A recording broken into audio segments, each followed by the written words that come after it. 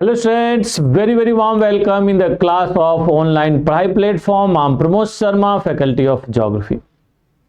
Student, जैसा कि आप लोग जानते हैं, आपके आरएएस के एग्जामिनेशन में बहुत सारे प्रश्न भारत के भूगोल से पूछे जाते हैं और उसमें भी आप लोग देखेंगे बच्चों, विशेष रूप से भारत के भूआकृतिक प्रदेशों से बहुत अधिक क्वेश्चंस आते हैं। आप लोगों ने अपने प्रीवियस ईयर्स के पेपर देखे होंगे तो कुछ ऐसी चीजें देखी होंगी, ऐसा पैटर्न देखा होगा। भारत के भूआकृतिक प्रदेशों में बहुत सारी जो विशेषताएं पाई जाती हैं उन सभी से जोड़ के प्रश्न पूछे जाते हैं, चाहे यहाँ के पर्वत हो, पठार हो, चोटियां हो। विशेष रूप से राजस्थान के अरावली से जुड़ी हुई चोटियां, उससे जुड़ी हुई पहाड़ियां प्राय पूछी जाती हैं, या प्रायद्वीपीय पठार से जुड़ी हुई विभिन्न प्रकार की जो पर्वत श्रेणियां हैं उनको पूछा जाता है, पठारों को पूछा जाता है। मरुस्थलों की जो विशेषता है हमारे थार मरुस्थल की, उससे कई बार प्रश्न पूछा जाता है, या फिर हिमालय क्षेत्र या गंगा के मैदानी भागों के जो क्षेत्र हैं उनकी विशेषताएं जो हैं, उनकी अवस्थिति जो है, यानी कहां पर स्थित है, लोकेशन कहां पर है, इससे जोड़ के प्रश्न पूछे जाते हैं। तो बच्चों, यदि आरएएस में अपने सपनों को साकार करना चाहते हो तो भूगोल में अपनी मजबूती बनाओ, क्योंकि भूगोल जितना ही आपका अच्छा होगा आपको अन्य विषयों में समझने में आसानी होगी। मैं प्रमोद शर्मा आप लोगों को इस दिशा में एक विस्तृत ज्ञान उपलब्ध कराऊंगा जो आपके लिए बहुत ही लाभदायक साबित होगा। और अगला जो 10 से 15 मिनट का वीडियो है, निश्चित ही बच्चों आपके लाइफ में भूगोल को पढ़ने, समझने और विचार करने के लिए एक दिशा देगा। तो आइए बच्चों, हम लोग शुरू करते हैं अपनी क्लास और इसको देखते हैं, आगे बढ़ाते हैं, थोड़ा समझते हैं। भारत को जब भूआकृतिक प्रदेशों में बांटा जाता है तो भारत के बच्चों बहुत सारे भूआकृतिक प्रदेश दिखाई देते हैं। भारत एक ऐसा देश है जहां पर बहुत अधिक भिन्नता पाई जाती है, इसलिए भारत को कहा ही जाता है विविधता में एकता वाला देश। यहाँ की भूआकृतिक विविधताएं अपने आप में उल्लेखनीय है। यहाँ पे बच्चों जाओगे तो बड़े बड़े एरिया में ऊंचे ऊंचे पर्वत, पठार, तो वहीं पर आप देखोगे मैदान, विस्तृत मैदान दिखाई देंगे, बड़ा बड़ा मरुस्थल दिखाई देगा यहाँ पर, जैसे थार का मरुस्थल, तो वहीं पर लद्दाख का ठंडा मरुस्थल। यानी कि बड़ी उल्लेखनीय बात है कि भारत में गर्म मरुस्थल भी है। राजस्थान के काफी बड़े एरिया में ग्रेट इंडियन डेजर्ट या थार डेजर्ट फैला हुआ है। एंड वहीं पर देखोगे अत्यंत ठंडा, बहुत ही ठंडा आपका लद्दाख का रीजन फैला हुआ जो कोल्ड डेजर्ट के रूप में कंसिडर होता है। तो यहीं पर देखोगे छोटी छोटी छोटी छोटी बड़ी खूब सारी पहाड़ियां दिखाई देंगे भाई, तो तटीय मैदान दिखाई देंगे, द्वीप दिखाई देंगे। तो बच्चों जब आप विश्लेषण करोगे तो बड़ी इंटरेस्टिंग बात दिखाई देगी कि इस क्रम में भारत के भूआकृतिक प्रदेशों में, जैसा मैंने कहा, बहुत सारी विविधताएं पाई जाती हैं। उन विविधताओं को इस प्रकार से आप लोग देख सकते हैं। जैसे मैंने यहां पर बनाया हुआ भारत के भूआकृतिक प्रदेशों में, देखिए इसको कई सारे भागों में बांटा जा सकता है। अलग अलग ज्योग्राफर्स ने अलग अलग तरह से, किसी ने 4 प्रदेशों में बांटा है, किसी में 5 प्रदेशों में बांटा है, किसी साहब लोगों ने 6 प्रदेशों में बांटा है सारे वही, कोई किधर एक्सक्लूड करके जोड़ दिया, किसी को इंक्लूड कर दिया है, तो कहीं कहीं बातें वही हैं। आइए हम लोग अपने इस क्लास में देखते हैं इन सब चीजों को। सबसे पहले आता है उत्तर का पर्वतीय प्रदेश, one of the largest region of India. यह भारत का एक बहुत बड़ा भूआकृतिक प्रदेश है जो लगभग 5 लाख स्क्वायर किलोमीटर एरिया में फैला हुआ है। पता है बच्चों, इसकी विशेषताएं जो बहुत डिटेल हैं, इस पर मैं चर्चा कभी करूंगा, बहुत डिटेल। बट सिंपल कुछ बातों को मैं यहाँ पे बता दूं कि यह जो पर्वतीय प्रदेश है भारत के बहुत सारे राज्यों में फैला हुआ। आप देखोगे 2 यूटी यानी कि जम्मू कश्मीर एंड लद्दाख, उत्तराखंड, वहीं हिमाचल प्रदेश, सिक्किम, असम, वेस्ट बंगाल, है ना, वेस्ट बंगाल में भी गोरखालैंड वाला रीजन, फिर अरुणाचल प्रदेश, नागालैंड, मणिपुर, मिजोरम, है ना, इन सभी एरिया में फैला हुआ एक बड़ा क्षेत्र है और इस रूप में यह भारत का एक महत्वपूर्ण भूआकृतिक प्रदेश है। इसकी बड़ी जटिल विशेषताएं हैं, इसकी बहुत ही जटिल भू संरचनात्मक विशेषताएं हैं और इसका बच्चों भारत के अर्थव्यवस्था, समाज, संस्कृति, राजनीति, इन पर बहुत बहुत गहरा प्रभाव देखा जाता है, बहुत गहरा प्रभाव देखा जाता है।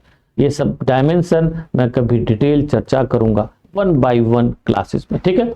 देन बच्चों आते हैं उत्तर का विशाल मैदान। उत्तर का विशाल मैदान also one of the largest area of India, काफी बड़े एरिया में, लगभग 7 लाख स्क्वायर किलोमीटर एरिया में फैला हुआ है और भारत का बहुत बड़ा क्षेत्र माना जाता है और दुनिया के सबसे समतल मैदानों में इसकी गिनती होती है बच्चों।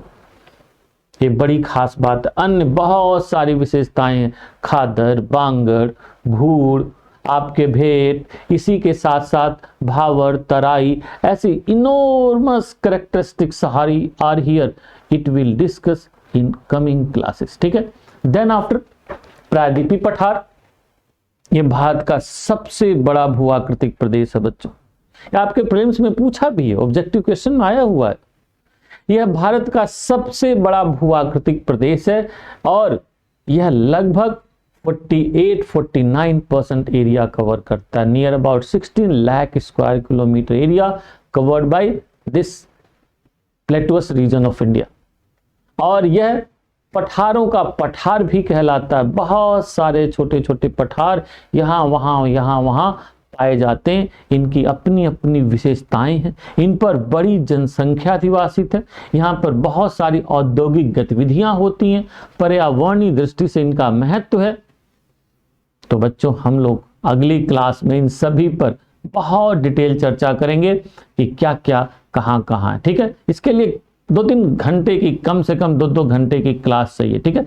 आइए फिर तटीय मैदान एंड द्वीप। कई बार कुछ राइटर अलग करके देखते हैं कि एक पढ़ेंगे मैदान और अलग से फिर द्वीप होगा, but sometime some scholars considered as a same part, तटीय मैदान एवं द्वीप।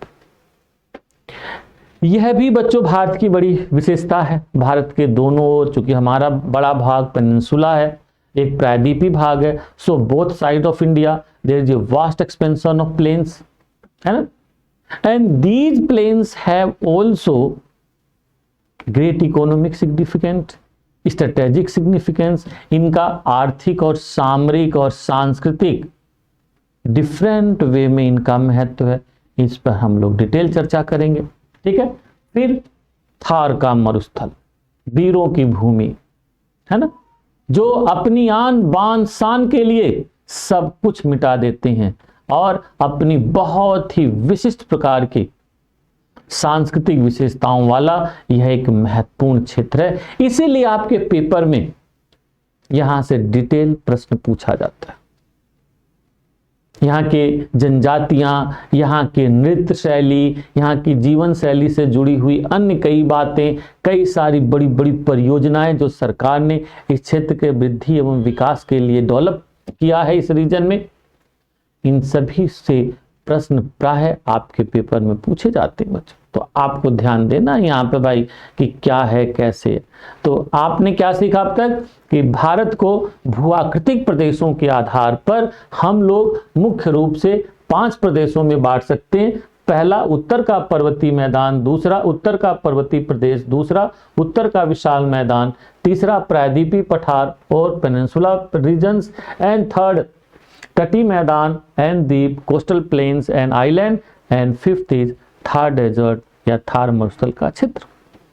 जैसे मैंने अभी कहा, each and every area has some great significance, कुछ बहुत ही महत्वपूर्ण विशेषताएं पाई जाती हैं। तो बच्चों जब महत्वपूर्ण विशेषताएं होंगी तो ओबियस बात है, प्रश्न तो बनता है। यानी कि किसी राइटर ने सही कहा है, कुछ तो बात है इस फसाने में, और जवां पे मशहूर हो गए, जुबां पे आते ही मशहूर हो गए जमाने में। बिल्कुल बात सही है बच्चों। भारत के भूआकृतिक प्रदेश की each and every part is very very important. आइए एक छोटा सा पार्ट हम लोग आज डिस्कस करते हैं जो आपके मेंस में भी पूछा हुआ है और प्रीलिम्स में भी यहां से क्वेश्चन आए हुए। तो इसी के साथ आइए हम लोग देखते हैं भारत के कुछ भूआकृतिक प्रदेश, और इन्हीं भूआकृतिक प्रदेशों में डायग्राम के थ्रू बच्चों यदि समझने की कोशिश करेंगे तो आप इंजॉय करेंगे। डायग्राम के थ्रू समझने की कोशिश करिए। भूगोल का मतलब है diagram, as much as possible diagram के थ्रू अध्ययन।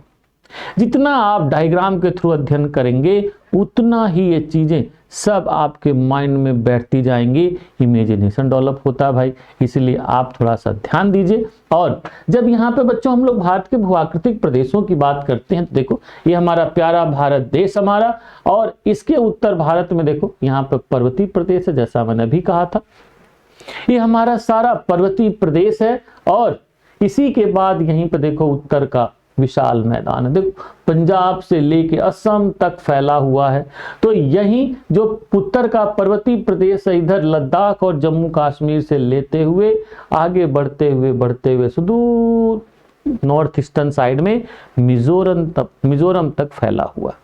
देन बच्चों हम यहीं पे आते हैं तो ये देखो हमारा प्रायद्वीपीय पठार है, सबसे बड़ा दिखाई दे रहा। आप लोग पिक्चर देख के ही बहुत सारी चीजों को बहुत आसानी से समझ सकते हैं।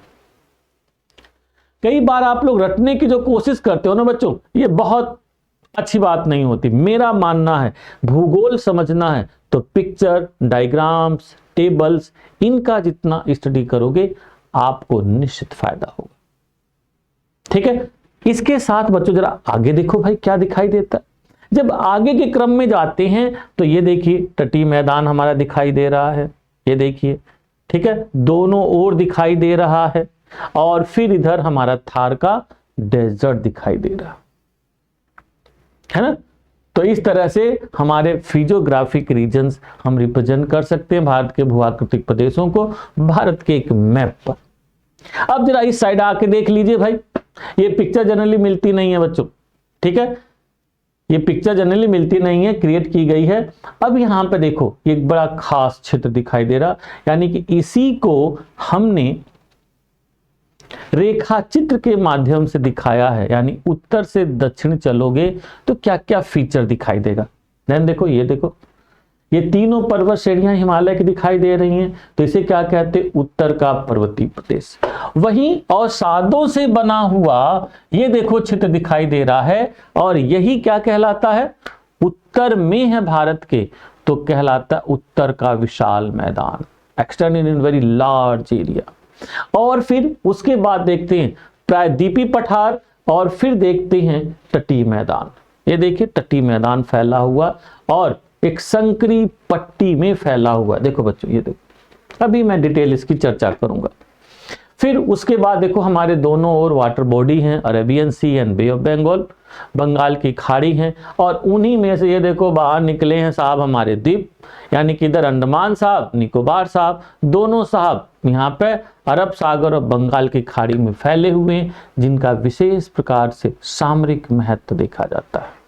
ठीक है, तो इस तरह से इस रेखा चित्र के माध्यम से आप आसानी से इन सभी बातों को इमेजिन कर सकते हैं। एक बात इसमें बच्चों और जोड़ना चाहूंगा कि थोड़ा सा संभव तो डायग्राम बना लीजिएगा, क्योंकि मुश्किल नहीं है कुछ भी, गर ठान लीजिए। ऐसा नहीं कि कोई बहुत बड़ा रॉकेट साइंस है, दो एक बार अभ्यास करेंगे अपने आप समझ में आने लगता है। और ऐसा नहीं कि बहुत खूबसूरत ही बनाएं जैसे मैंने बनाया हुआ है, ऐसा कोई जरूरी नहीं है, बट कोशिश रहे साफ सुथरा बनाने का, या जैसे भी टेढ़ा मेढ़ा शुरू में बनाने का प्रयास हो, कोई बात नहीं, बट जितना अभ्यास होगा, बोलते हैं ना, करत करत अभ्यास जड़मत होत सुजान, और रस्सी यावत जात है सिल पर पड़त निशान, है ना।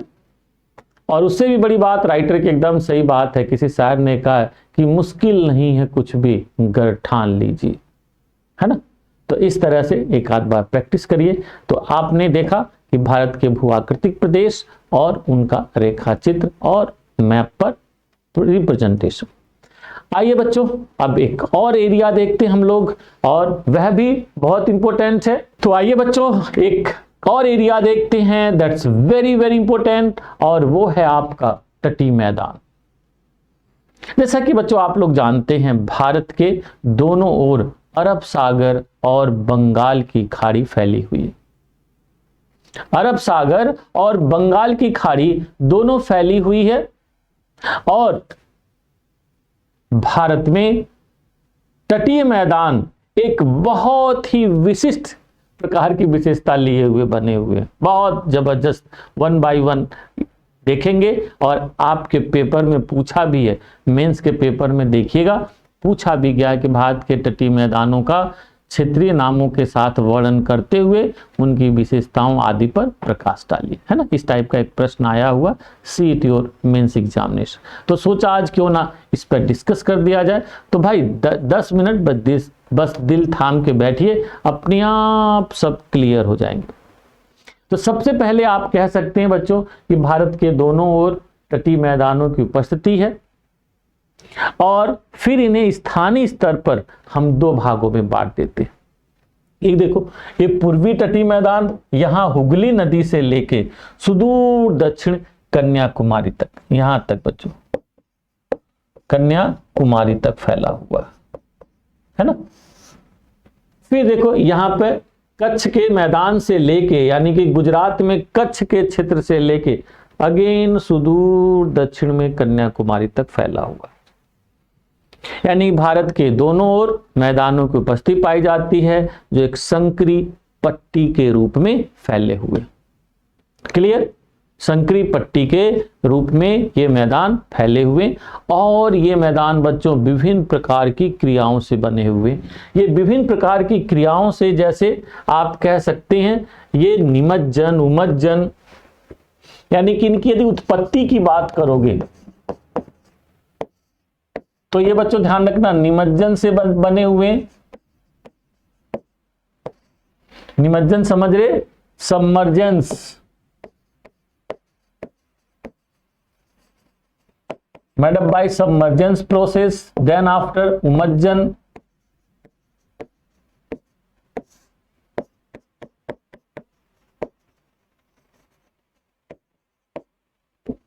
and निक्षेपण।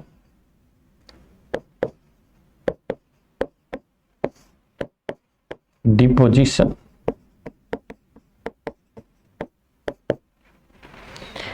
अब आप उलझ गए होंगे कि ये निमज्जन उमज्जन बड़ा भारी भरकम शब्द दिखाई दे रहा, भाई है क्या? तो ऐसा कुछ है नहीं, परेशान मत होइए, it's a very simple term.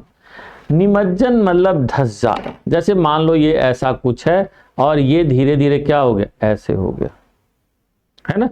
ये कुछ एरिया नीचे धस गया और नीचे धस गया तो भाई इस पर कुछ चीजें जमा हो गई या कुछ यहाँ पर एक स्थिति बन गई। पहले ऊपर था एकदम ऐसे और फिर क्या हो गया, नीचे हो गया, धस गया। जैसे बॉम्बे के पास बच्चों आप जाओगे, बॉम्बे का जो एरिया यानी कि कोंकण मैदान का जो एरिया दिखाई दे रहा है, देखो this is a Konkan plain. ये एरिया जनरली माना जाता है निमज्जन की प्रोसेस से बना हुआ, यानी कि सबमर्जेंस हुआ। But just opposite of this region of Kutch plain, Kutch का जो मैदान है, it made up by the process of emergence, यानी कि वह पहले ऐसे धसा हुआ था पानी के नीचे, परंतु धीरे धीरे क्या हुआ बच्चों, उठ गया, उमज कर गया, यानी ऊपर उठ गया। तो आप कह सकते हैं कच्छ का मैदान ये बना हुआ है उमज्जन की प्रक्रिया से, तो वहीं आप देखोगे कोंकण का मैदान बना हुआ निमज्जन की प्रक्रिया से। अब आप कहेंगे सर ये कैसे हम कह सकते हैं? अरे भाई कह सकते हो, ऐसा इस वजह से कि आज से जब 200 साल पहले ब्रिटिश इस एरिया में बॉम्बे डॉकयार्ड की स्थापना कर रहे थे, तो बच्चों दे बिकेम सरप्राइज्ड।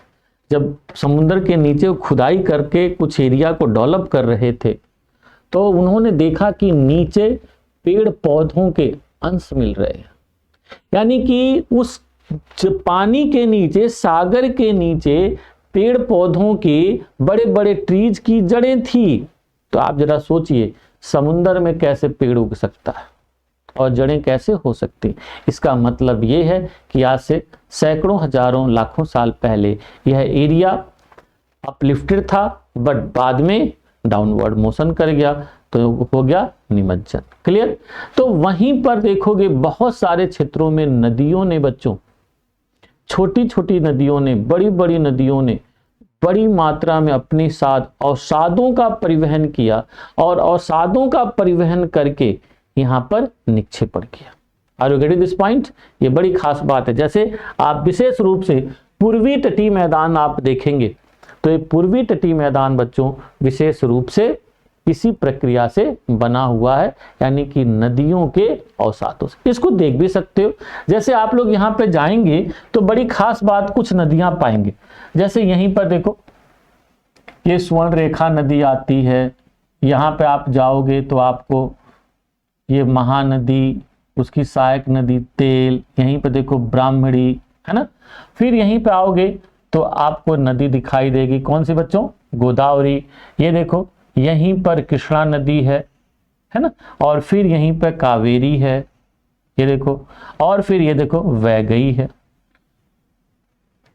ये छोटी बड़ी नदियां हैं, तो ज्यादातर खैर बड़े साइज की हैं, परंतु इसके अलावा बहुत सारी छोटी छोटी नदियां आप लोग अपने एटलस में देखोगे तो ये जो पूर्वी घाट है, यहां से निकलने वाली छोटी छोटी नदियों ने यहां पर अवसादों को लेकर आया है और जमा किया। तो इस तरह से यह एक बड़ा ही विशिष्ट मैदान है जो आप याद रख सकते हैं कि निमज्जन, उमज्जन और निक्षेपण की क्रिया से बना हुआ। अब बच्चों फिर यहां पर एक बात ध्यान दो। एक बड़ी खास बात यह दिखाई देती है कि विशेषताओं के आधार पर, क्षेत्रीय विस्तार के आधार पर, on the basis of its extension and some local character, these plains are divided in two part. Major scale पर देखोगे दो पार्ट में डिवाइड हो जाते हैं। जैसे देखो ये पूर्वी तटीय मैदान और ये पश्चिमी तटीय मैदान। क्लियर? जो पीले रंग का दिखाया हुआ एज ए होल क्या कहलाता? पश्चिमी तटीय मैदान, और ये कहलाता पूर्वी तटीय मैदान। अब जरा इनकी वन बाय वन हम लोग विशेषताएं भी देखते हैं कि क्या क्या इनकी विशेषताएं। जब बच्चों पूर्वी तटीय मैदान में आप लोग जाओगे तो पूर्वी तटीय मैदान में, पूर्वी तटीय मैदान, पूर्वी तटीय मैदान में जब आप जाओगे तो आप ये कह सकते हो कि यहां पर हुगली नदी से लेकर, ये देखो कोलकाता में, कोलकाता के पास या कोलकाता से लेकर कन्याकुमारी तक, के ध्यान रखना, कोलकाता से लेकर कन्याकुमारी या हुगली नदी से लेकर कन्याकुमारी तक फैला हुआ एक बड़ा मैदान है, जो एक संकरी पट्टी में फैला हुआ है, जो उत्तर में तुलनात्मक रूप से संकरा और जैसे जैसे दक्षिण में आओगे चौड़ा होता जाता है। देखो बच्चों, पिछले डायग्राम में बड़ा जबरदस्त बनाया हूं सोच समझ के, और मैं डायग्राम बनाने में थोड़ा एक्सपर्टाइज है। तो ये यहां पर देखोगे, ये मैसेज दे रहा है कि in northern side this is comparatively narrower, but as you move in southern side, जैसे से दक्षिण में जाते हो ये कंपैरेटिवली वाइडर होता जाता है, चौड़ा है। ये बड़ी खास बात, पहली विशेषता आपको याद रहनी चाहिए। और यह नदियों के निक्षेपण से बना हुआ है। कौन कौन सी नदियां इसमें भागीदारी की हैं? जैसे स्वर्ण रेखा है, ब्राह्मणी है, महानदी है, गोदावरी, कृष्णा, कावेरी, है ना। यहाँ पर और छोटी छोटी नदियां, पिन्नूरू है, पिल्लार है, अन्य बहुत सारी नदियां, यानी कि पूर्वी घाट से जो निकलने वाली बहुत सारी नदियां हैं, या आंतरिक भागों से, जैसे देखो ये आंतरिक भागों से निकलने वाली नदियां, ये सभी अवसाद लेकर आई और जमा किया। ये बड़ी खास बात है भाई।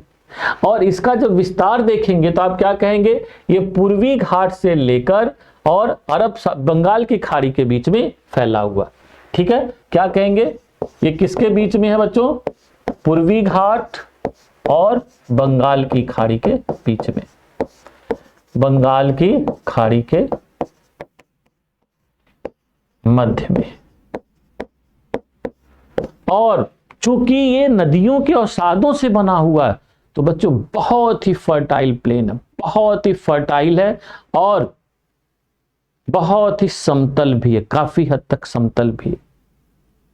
तो इसका मतलब क्या हुआ बच्चों? बहुत उपजाऊ है, बहुत उपजाऊ है ना। इसीलिए आप लोग असम वगैरह उसमें जाएंगे, आंध्र प्रदेश में जाएंगे बच्चों, तो आंध्र प्रदेश में आप लोग देखोगे वहां के किसान बड़े बड़े बड़े मतलब रिच मिलते हैं। बहुत सारी साउथ की मूवी आप देखोगे तो वहाँ पे ऐसे बहुत सारे फार्मर्स मिलेंगे जिनके पास बहुत सारी लैंड होती है, बहुत सारी जमीन होती है। रेड्डीज वगैरह सुना होगा आप लोगों ने। तो इस एरिया में अपने उपजाऊपन की विशेषता बड़ी महत्वपूर्ण देखी जाती है। चलिए भाई, चूंकि यहाँ पे बच्चों बारिश भी होती रहती है, बड़ी खास बात ये देखो, कुछ वर्षा जब ये दक्षिण पश्चिमी मानसून जाता है तब हो जाती है, और नहीं तो जब उत्तर पूर्वी मानसून आता है, ध्यान रखिएगा, उत्तर पूर्वी मानसून से बहुत अधिक वर्षा इसको प्राप्त होती है। ये बात ध्यान रखिएगा आप लोग। उत्तर पूर्वी मानसून से ज्यादा वर्षा प्राप्त होती है। बल्ले बल्ले हो गई भाई। और विशेष रूप से किसमें? कोरोमंडल मैदान में, कोरोमंडल मैदान में, ध्यान रखना बच्चों।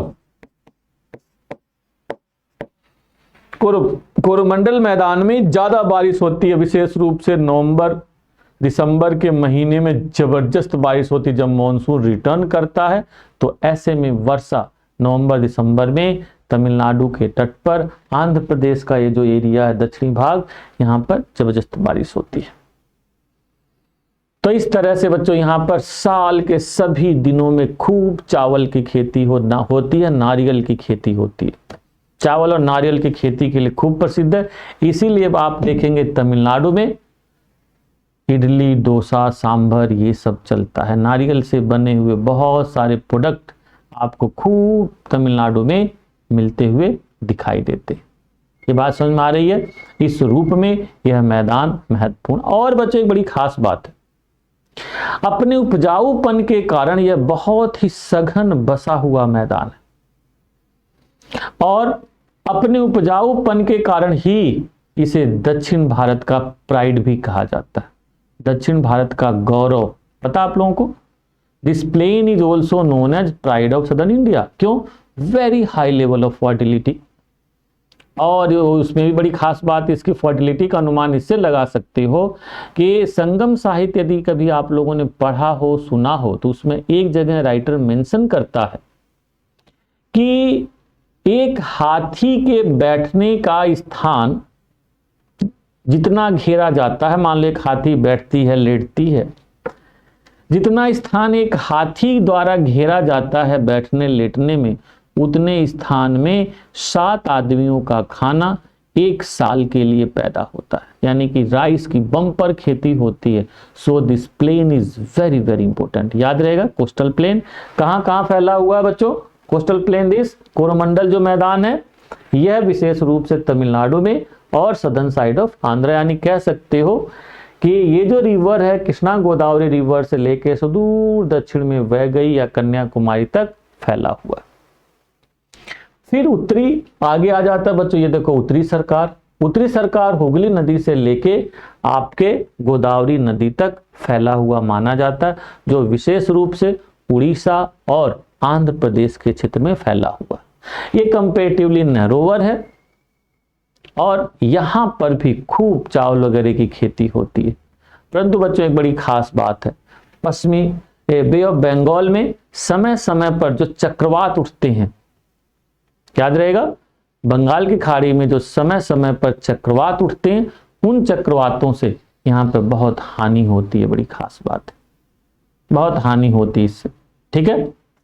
और उड़ीसा वगैरह में, तमिलनाडु में, आंध्रा में तुम लोग समय समय पर चक्रवात सुनते भी रहते होगे कि भाई चक्रवात आया है। जैसे आप लोगों ने फाइलिन सुना हो, हुडहुड सुना हो, फेनिल सुना हो, आपके तितली सुना हो, है ना, या वर्डा अभी कुछ दिनों पहले तमिलनाडु के तट पे आया था। तो this region is also very famous for some natural hazardous condition. और वो क्या है भाई? वो है साइक्लोन्स। तो ये सारी विशेषताएं इन सभी डायमेंशंस में आपको याद रखना कि कहां से कहां तक फैला हुआ है। तो फैला हुआ है हुगली नदी से लेकर सुदूर दक्षिण में कन्याकुमारी।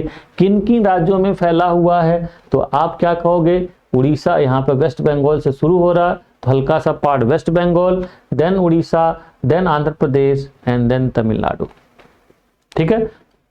ये कई राज्यों में फैला हुआ। नदन पार्ट उत्तरी सरकार, सदन पार्ट कोरोमंडल। कोरोमंडल जो है यह अपने उपजाऊपन के लिए, विशेष रूप से चावल की, नारियल की खेती के लिए विश्व प्रसिद्ध है, भारत में भी प्रसिद्ध है, और इसीलिए प्राचीन काल से इस सभ्यता संस्कृति का यह भी केंद्र रहा है। आप देखोगे कभी इसको इंटररिलेट करोगे कि या तो बड़ी संस्कृति और बड़ी सभ्यता और बड़ा साम्राज्य गंगा के मैदान में विकसित हुआ, एंड आफ्टर दैट यहाँ पर विकसित हुआ चोल साम्राज्य, सुना होगा। इसीलिए यहाँ पर बड़े बड़े भव्य मंदिर जैसे मदुरई का मंदिर या अन्य दूसरे कई बड़े बड़े मंदिर आपको देखने को मिलते हैं। तो इस तरह से ऐसे बहुत सारी चीजें याद रखनी। First, second, then after student जरा please come on the another part. ये देखो कच्छ का मैदान, जस्ट धैर्य रखिए बस। ये देखो कच्छ का मैदान कहां से भाई? कच्छ का मैदान ये फैला हुआ है आपका कच्छ से लेकर सुदूर दक्षिण में कन्याकुमारी, और in comparison of this is a narrower plain. ये देखो ये तुलनात्मक रूप से पतला है, ठीक है। और यह सबसे अधिक चौड़ा बच्चों, यहाँ पर देखो नर्मदा नदी आती है, this is Narmada river. Narmada और तापी नदी के मुहाने के क्षेत्र में यह आपको सर्वाधिक चौड़ा दिखाई दे रहा है। उसके बाद धीरे धीरे जैसे जैसे दक्षिण में आते हैं, specially near to Goa, it became very very narrower. यह बहुत ही पतला हो गया देखो। पर फिर जब दक्षिण में जाते हैं तो ये चौड़ा हो जाता है। यानी कि पूछा जाए राज्य कौन कौन सा है, तो आप कह सकते हो एक्सटेंडेड इन गुजरात, ये देखो महाराष्ट्र है ना, फिर बच्चों यहीं पर कर्नाटक, और यहीं पर गोवा, और फिर आपका केरला। यानी कि आप कह सकते हो ये 5 राज्यों में फैला हुआ है। कौन कौन से भाई? गुजरात हो गया, देन महाराष्ट्र हो गया, देन आपका Goa, then Karnataka, and then Kerala. Mainly part इसका यहां तक फैला हुआ है।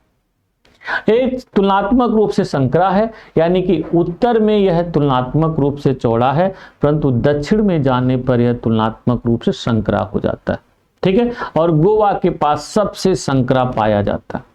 और जैसा मैंने पहले ही बताया, it made up by the process of emergence and submergence. यह उत्थान और निमज्जन की क्रिया से बना हुआ, यह भी बड़ी खास बात है बच्चों, ठीक है। यानी कि बहुत ज्यादा इसमें विविधता पाई जाती है, और इसको भी स्थानीय स्तर पर अनेक नामों से जाना जाता है। It has number of names in different region. जैसे देखो कच्छ के क्षेत्र में कच्छ का मैदान, कच्छ के क्षेत्र में कच्छ का मैदान, जो एक कह सकते हो रेतीला नमकीन मैदान है, जो बरसात के दिनों में भर जाता है, बारिश होती है तो यह भर जाता, लूनी नदी आती एकदम भर देती है, चारों ओर पानी ही पानी। और अपनी कच्छ वनस्पति के लिए यह बहुत ही फेमस है। इस रूप में ध्यान रखने, यहाँ पर बहुत सारी जनजातियां पाई जाती हैं, अपनी इसकी विशिष्ट जैव विविधता है। इसी एरिया में जंगली गधे विशेष रूप से पाए जाते हैं नाल सरोवर के आसपास। यहीं बच्चों नाल सरोवर है। इस रूप में यह बहुत ही महत्वपूर्ण रीजन माना जाता है, पेपर में पूछा भी आपके। तो कच्छ का मैदान, सर्दी आते आते कच्छ का मैदान बच्चों सूखने लगता है, और सर्दियों के दिनों में एकदम सूख के नमक की पतली लेयर चारों ओर फैल जाती है, और उसी समय कच्छ महोत्सव का आयोजन होता है। सुना होगा आप लोगों ने, हो सकता है आप कभी गए भी हो, आपके बगल में ही है। इस पॉइंट ऑफ व्यू से ये अगेन इंपॉर्टेंट, ठीक है। और इसकी सर्दियां बड़ी प्यारी होती, कभी आप लोग जाएं तो एंजॉय करेंगे। बहुत ही माइल्ड होती, एकदम नाइट तो बहुत प्यारी होती बच्चों, एकदम खिली हुई धूप, एक खिली हुई चांदनी रात जो होती ना, बहुत प्यारी लगती है। दिन भी ठीक ठाक होता, पर गर्मियां भाई बहुत गर्म होती हैं, ठीक है। चलिए खैर नेक्स्ट, काठियावाड़ा मैदान। ये देखो काठियावाड़ा मैदान विशेष रूप से काठियावाड़ा रीजन में है। ये काठियावाड़ा प्रायद्वीप में गुजरात के, और कहीं कहीं यहाँ पर बच्चों वोल्केनिक क्रिया के भी लक्षण दिखाई देते हैं। चलिए देन आफ्टर कोंकण मैदान, यानी कि नर्मदा नदी से लेके आप कह सकते हो गोवा तक कोंकण मैदान फैला हुआ है, जो काफी बड़ा पार्ट है, जिसमें बहुत सघन जनसंख्या पाई जाती है बच्चों। और इकोनॉमिक पॉइंट ऑफ व्यू से, स्ट्रेटेजिक पॉइंट ऑफ व्यू से यह पूरा रीजन बहुत इंपॉर्टेंट माना जाता है। डेंस पॉपुलेशन मानी जाती है यहाँ पर, पता आप लोगों को। देन ये देखो गोवा, गोवा में कर्नाटक यानी कि गोवा से लेके मंगलुरु तक का जो रीजन है ये कन्नड़ मैदान में आता है, याद रहेगा।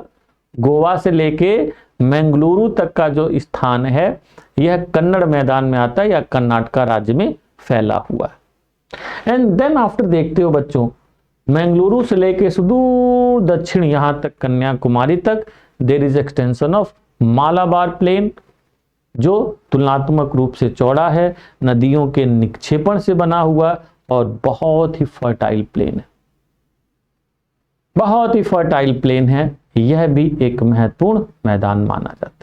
इस तरह से आप देख रहे हो कि इसका रीजन वाइज एक्सटेंशन है, स्टेट वाइज एक्सटेंशन। अब जरा एक लास्ट में जब भी कोई फीचर पढ़ा जाता है बच्चों, तो एक बात आप लोग हमेशा ध्यान रखिएगा कि उसका महत्व क्या है। बिना महत्व पढ़े वही वाली बात हो गई कि बारात तो आई परंतु दूल्हा की तो बात ही नहीं हुई भाई। बारात तो आई परंतु दूल्हा कहाँ है, दूल्हा कैसा है, उसकी कोई चर्चा ही नहीं है। और दूल्हा की चर्चा ना हो, दूल्हा ना हो, बारात तो फिर बेकार है। तो ऐसे में थोड़ा सा महत्व को जब आप लोग देखोगे तो बहुत सारी चीजें दिखाई देंगी। जैसे मैंने कहा, बोथ टाइप ऑफ प्लेन्स यानी कि ईस्टर्न और वेस्टर्न दोनों प्लेन जो भी हैं काफी फर्टाइल माने जाते हैं, है ना। यहां पर विशेष रूप से धान, नारियल की खेती होती है। उसके साथ साथ बच्चों यहां पर बागानी खेती बहुत ज्यादा होती है। मसाले, काजू वगैरह खूब होता है, आप लोग जानते होंगे। इस पूरे रीजन में केरला और कर्नाटक के रीजन में काजू का बम्पर प्रोडक्शन होता है। और India one of the also large exporter of काजू। तो इस पॉइंट ऑफ व्यू से काजू कह सकते हैं, मसालों की एक्सपोर्टिंग होती है विभिन्न प्रकार के, नारियल है। इस तरह से यह मैदान, और इसी वजह से यहाँ पे सघन जनसंख्या पाई जाती है। फिर यहाँ पे भारत के बहुत सारे बंदरगाह हैं। भारत के जो मेजर पोर्ट हैं बच्चों, अधिकांश मेजर पोर्ट आपको इसी रीजन में स्थापित होते हुए दिखाई देंगे, पता आप लोगों को।